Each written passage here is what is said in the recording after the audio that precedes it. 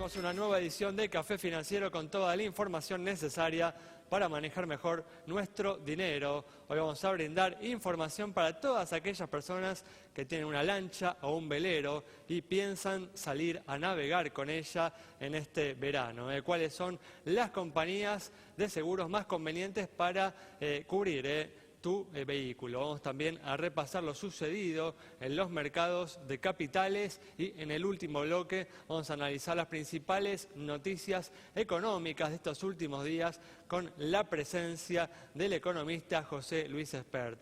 Quédate con nosotros, tras la siguiente pausa vamos a regresar con todos estos temas y vamos a responder como siempre hacemos a todas tus consultas.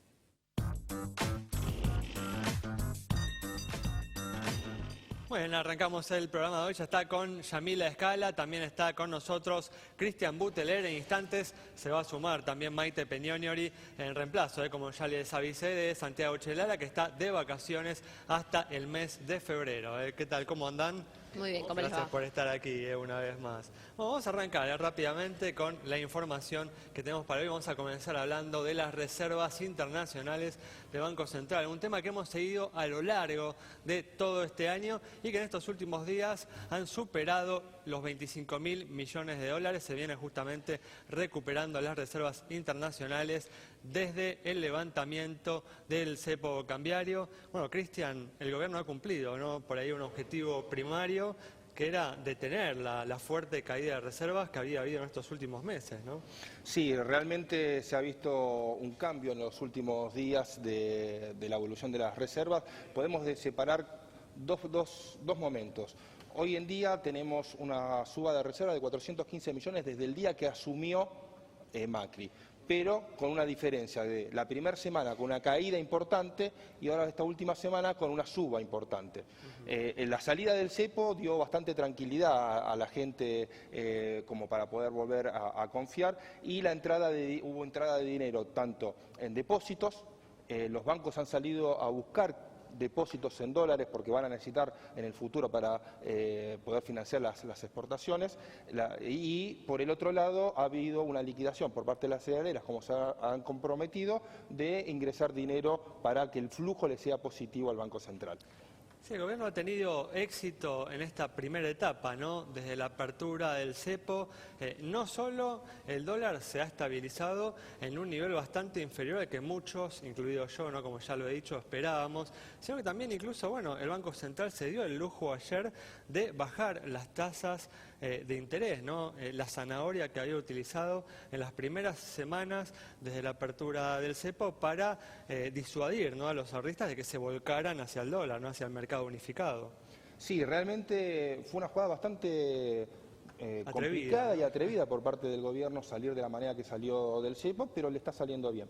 Igual tenemos que tener en cuenta que todavía el mercado no está totalmente liberado, todavía el mercado está un poco retraído en lo que son la parte de los importadores. Tengamos en cuenta lo siguiente: hoy en día 2 millones de dólares es lo que se permite comprar sin pedir autorización, pero si bien para lo que es la gente común puede ser un monto más que suficiente, para las empresas grandes no lo es tanto. Cualquier empresa que quiera seguir enviando utilidades al exterior tiene que pedir permiso todavía. Bueno, por eso, como hablábamos, ¿no?, al principio del programa, se sigue identificando, se sigue viendo una brecha entre el dólar, el mercado del dólar oficial, pongámosle, el dólar libre, y el contado con liquidación, ¿no?, justamente el dólar que se utiliza para sacar dinero al exterior, ¿no?, para girar dólares al exterior a través del mercado bursátil, ¿no? Por supuesto, y lógicamente, si bien ha disminuido considerablemente esa brecha, la brecha se va a mantener mientras tanto tengamos que ver diferencias para poder acceder libremente a los dólares que uno quiere.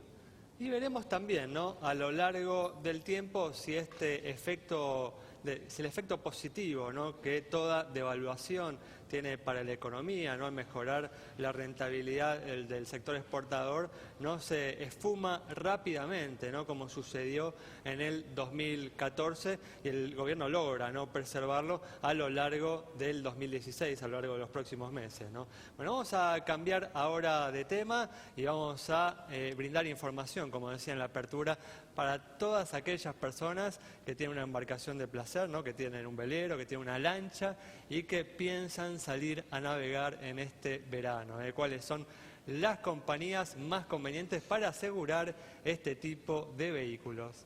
Claro, verano que ya arrancó y que a los que tienen una embarcación tienen que ponerse un desafío para el 2016. Contratar un seguro, sí, para su embarcación, porque estamos hablando de un vehículo. Y así como insistimos con el tema de los autos y la necesidad, más allá de la obligatoriedad de tener un seguro del automóvil, bueno, acá estamos hablando de lo mismo, nada más y nada menos que en el agua. Hay cada vez más de este tipo de embarcaciones, sea por placer o por incluso trabajo. Y todos sabemos de los accidentes que obviamente nadie quiere que sucedan, pero suceden y es necesario contar con un respaldo, no solo para las personas, sino también en buena hora para otro tipo de percances, de siniestros que en realidad tienen que ver, por ejemplo, con los daños o con también lo que es el robo, ¿sí? Para esto hay distintas opciones, como en el mercado automotor incluso, y lo podemos comparar con lo que es un terceros completo y un todo riesgo. Ese es el ejemplo que hoy les traemos, ¿sí? Para lo que sería una Marinta, este es el caso de una 505 modelo 2016, de unos 258.000 pesos en el mercado con motor fuera de herborda, ¿sí? Si analizamos lo que sería entonces este equivalente al terceros completo, tenemos una cobertura que incluye la destrucción total, ¿sí? Como consecuencia, atención, de temporales, de naufragio y de varamiento, y esto que les decíamos, el robo total y la responsabilidad civil. En este valor es el que arrancamos en 225 para Provincia Seguros, Sancor 258, Allianz 260, Rivadavia en el mismo valor, 261 para San Cristóbal. Un poco más arriba ya tenemos a Mapfre en 262, bastante similar, Río Uruguay 273, 275 para Meridional, SMG 276 y Mercantil Andina 280 pesos. Fíjense que no varían tanto y que el monto en función de lo que uno gasta con este tipo, sí, de vehículos, como les decíamos, es muy inferior, o sea, representa una parte muy chiquita. Si pasamos un todo riesgo, esto que incluye responsabilidad civil, robo total, y acá está la diferencia, robo parcial también, como así la destrucción total y parcial, eso es lo que incluye, por ende más completa. Provincia Seguros en 310 no es tan grande la diferencia, Mapfre 325, Meridional 345, Sancor 352, 371, Río Uruguay, Mercantil Andina 383. Un poquito más arriba nos vamos con, a ver, acá tenemos estas 5 opciones. ¿Por qué? Y ahora les cuento, que es que este tipo de cobertura no la ofrecen todas las compañías por ser tan completa. De las que consultamos, estos son los valores que presentan, fíjense, no tan distintos y con una cobertura muchísimo más amplia. Embarcaciones, recuerden que estos días tuvieron novedades porque aquellas que valen más de 400.000 pesos pasan a pagar una alícuota, ¿sí?, del 10% en este marco de baja de impuestos de lo que es a los autos en general y los vehículos de lujo, ¿sí? Con esta información entonces importantísimo tenerlo en cuenta porque no es obligatorio, pero es muy necesario. Y como siempre decimos, con un costo bastante razonable te cubrís contra los daños que podés provocar justamente utilizando tu embarcación. Vamos a cambiar de tema y ahora vamos a comenzar a repasar lo sucedido en los mercados de capitales y como siempre hacemos vamos a comenzar con el local, donde hemos tenido una semana oscura, o bueno, por lo menos no brillante, en una semana con baja en el Merval. Tras haber alcanzado los 12.000 puntos la semana pasada, en estos días, lunes, martes y miércoles, hemos tenido una caída, ¿no? Sí, si vos te fijás, el punto máximo se alcanzó el 23 de noviembre con 14.173 puntos. De ese momento para ahora fueron bajas. Y si lo podemos calzar con lo que era el dólar blue de ese momento, pasó exactamente lo mismo. Hoy en día estamos a un 18% aproximadamente con el cierre de hoy el máximo alcanzado, y también si tomamos 16 pesos con 30 que tomó el blue a los 13,30 que cerró en el día de hoy, también estamos en un 20% más o menos. ¿Eso qué quiere decir? Que se usó la bolsa para poder cubrirse en dólares, que normalmente se hace eso. Bueno, el dólar no convalidó el precio de los 16 pesos y vemos que las cotizaciones volvieron a ajustarse a un precio del dólar de hoy de 13,30. ¿Atribuís a eso la caída entonces que se ha dado en estas últimas semanas? Yo creo que es un factor bastante importante, o sea, más allá de todo eso, también obviamente está el famoso refrán siempre de comprar con el rumor y vender con la noticia, pero se dio un lineamiento entre ambas números que llamó bastante la atención, lo lineal que se manejaron. Muy bien, perfecto. Con esta información cerramos este bloque. Quédate ahí en instantes, estamos de regreso.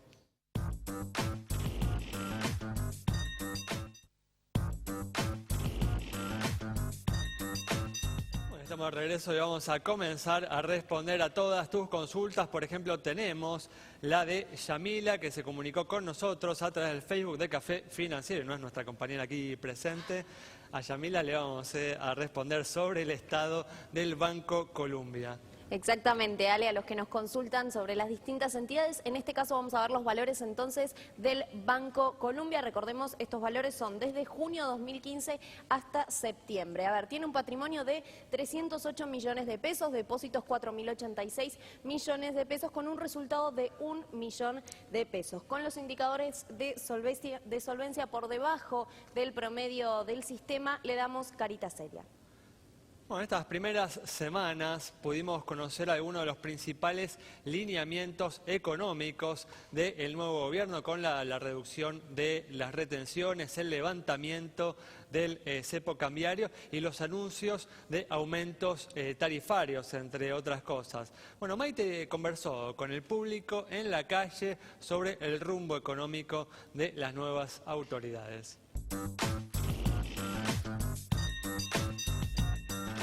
Café Financiero conversó con la población para saber cuál es su opinión en relación a estas medidas que se tomaron y cuál es su expectativa en relación al resultado que tendrán.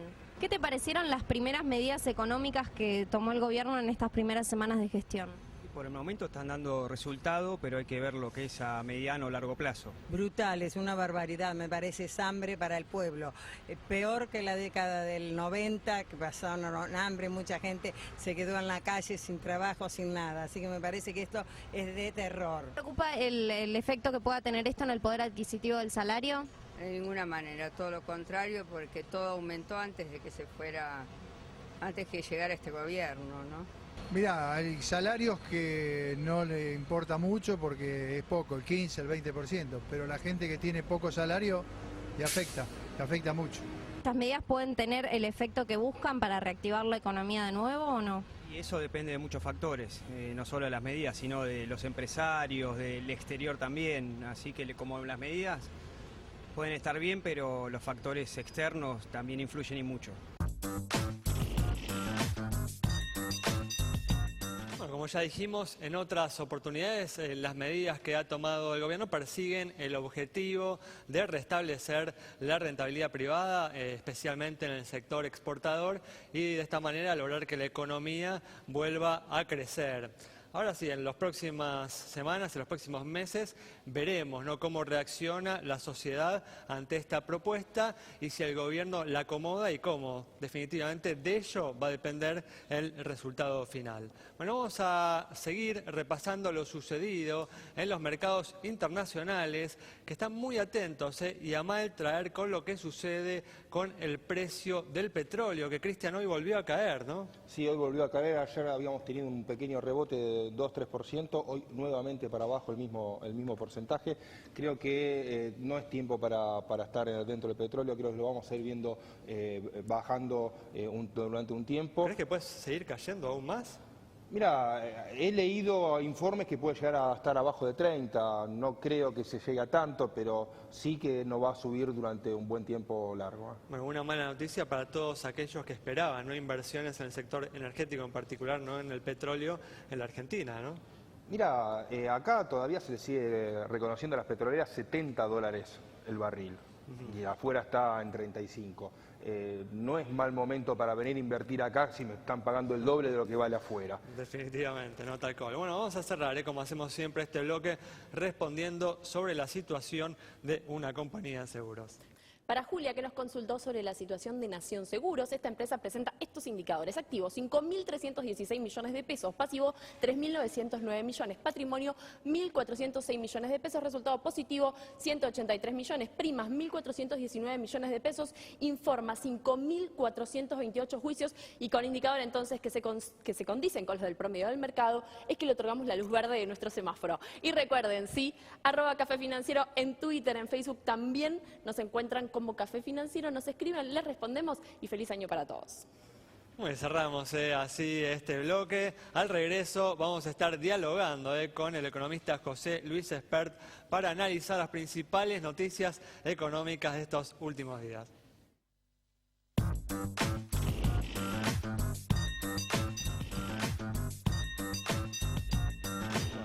Bien, ya estamos aquí con la presencia del economista José Luis Espert para analizar las principales noticias económicas de estos últimos días. ¿Qué tal, José Luis? ¿Qué tal? ¿Cómo ¿Cómo andás? estás? Buenas noches. Gracias por venir. Un placer.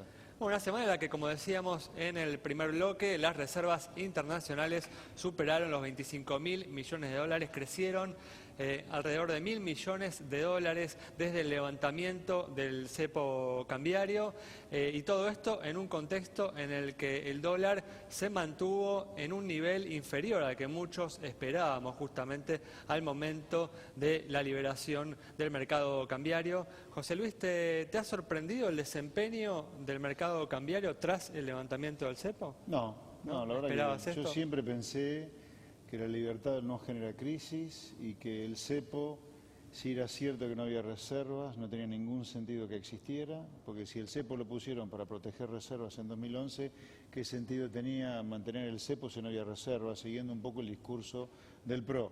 Que el Banco Central del PRO siga publicando 25.000 millones de dólares es un tema para mí, ¿no? Porque si no había reservas antes, ¿por qué me siguen publicando los 25.000 millones de dólares?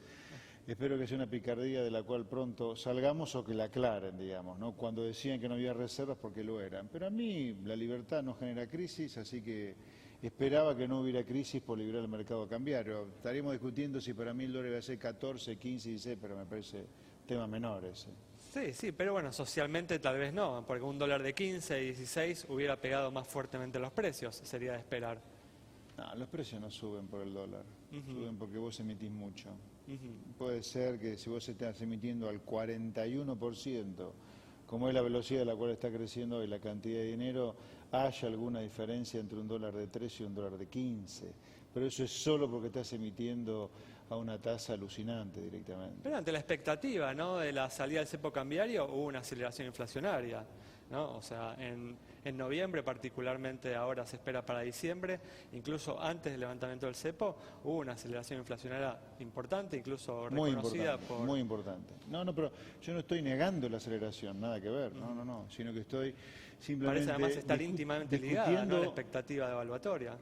Sí, pero no es, si vos no estuvieras emitiendo moneda al 40%, de ninguna manera una devaluación del 30% del peso como ocurrió, te hubiera acelerado los precios. O sea, yo te compro... A ver, una devaluación como concepto te genera un cambio de precio relativo, no te genera inflación.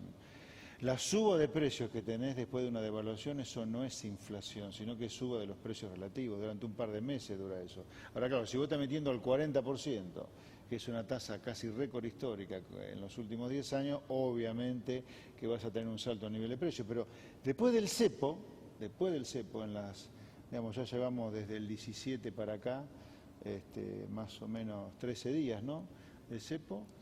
De hecho, hubo una desaceleración importante de los precios. No hubo caída de precios, pero sí la tasa de inflación semanal se cayó fuerte en las últimas 17 días. Eso se ha dicho en los últimos días, sí. El Banco Central bajó las tasas de interés ayer en algunos tramos en torno a los 4 puntos porcentuales. ¿Estás de acuerdo con esta decisión? ¿No parece estar la entidad? No estoy de acuerdo. Me parece, a ver, para que la gente entienda el bosque, no solo el árbol. En la primera licitación del EVAX, el día 15 de diciembre, del actual gobierno, ahí hubo una suba fuerte de tasa de interés. ¿Te acuerdas que las tasas pasaron de 28 a 38, unos 10 puntos? De acuerdo al tramo, tal cual. Sí, pero más o menos entre 10 y 11 puntos, 9, 11 puntos la suba de tasas. Y a partir de la segunda licitación, ayer fue la tercera, ya hubo 2 bajas, en realidad hubo una baja fuerte en la primera baja fue más moderada. Fue más moderada. La baja ayer fue más significativa, más importante. A mí no me parece que sea prudente bajar la tasa de interés a estos niveles porque me parece que todavía se está acomodando todo y de hecho te ha quedado abajo de la tasa implícita que está en los mercados de futuros de dólar más una tasa de interés en dólares local. Ha quedado un poco abajo ahora. No está arbitrado ese mercado con esta baja de tasa en pesos. El Banco Central se vio estimulado, ¿no?, por la calma que mostró en los últimos días el mercado cambiario. De hecho, en los días previos a la reducción de las tasas de interés, el dólar había caído, ¿no?, varios centavos. Sí, yo entiendo esta cuestión de corto plazo, pero me parece que todavía estamos lejos de una situación medianamente sostenible de equilibrio en materia cambiaria y monetaria. A mí me parece que todavía tenemos una tasa de inflación alta hoy, tenemos un problema fiscal que este gobierno lo agravó con algunas medidas que ha tomado, algunas razonables, otras cuestionables. Me parece que el Banco Central se está apresurando un poco, o se apresuró un poco con la baja de la tasa de interés que ha hecho particularmente en la licitación de ayer, ¿no? ¿O crees que esta decisión puede tener alguna consecuencia?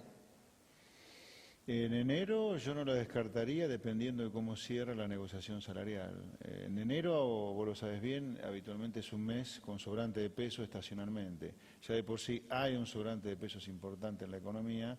Habría que ver que la negociación salarial termine en números bajos, como para ver si esta decisión de la baja de tasas que luce apresurada fue una mala decisión directamente. Frente a la perspectiva, ¿no?, de una negociación que dé números altos, ¿temés que pueda haber alguna presión en el mercado cambiario, una corrida contra el dólar? Naturalmente, a ver, enero y parte de febrero son meses naturalmente donde la demanda de pesos cae, ergo puede haber algún aumento en la demanda de dólares, así que, y si la negociación salarial termina muy arriba, con más razón puede haber todavía. Nada que no pueda sojuzgarlo, entre comillas, en el corto plazo del Banco Central, por supuesto, si quiere.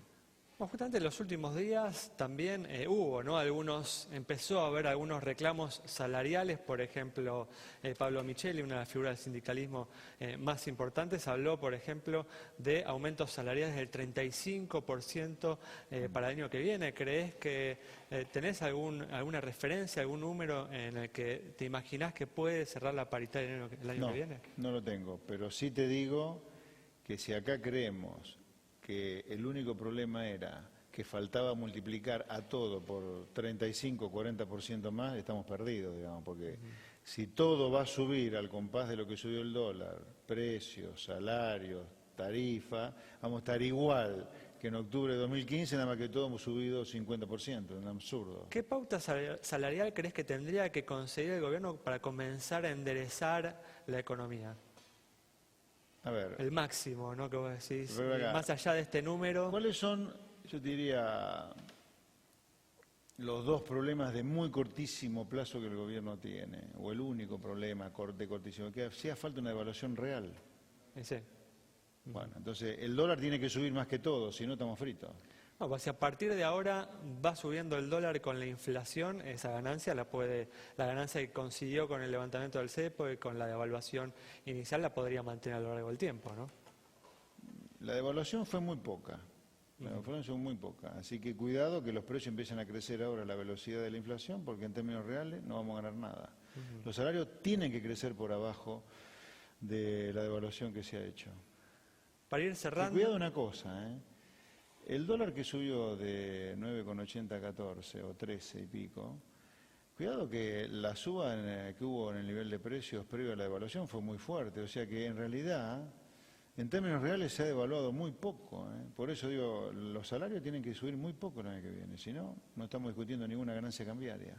Nos queda un minuto. Esta semana se dieron algunas pautas sobre cómo se va a enfrentar el problema del déficit fiscal, ¿no? Se habló de subas de tarifas, se habló de revisión de contratos en el Estado. ¿Crees que esas medidas pueden ser suficientes para atacar el déficit fiscal? No. La suba de tarifas va a ser gradual, dijo Aranguren, y si solamente vamos a echar a los que se han incorporado en los últimos meses en no conocer el problema. Va a tener un problema de que el gasto público es impagable, por eso te lleva un déficit fiscal difícil de financiar. Acá tenés que hacer una reforma grande y prescindir de varios cientos de miles de empleos públicos para realmente enderezar el fisco.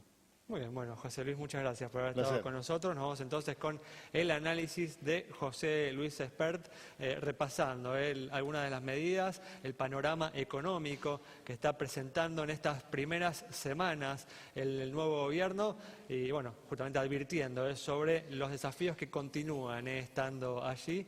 Nos vamos, les deseo a todos un gran año, un gran 2016. Nos estamos encontrando el próximo miércoles a las 20:30 aquí en Metro.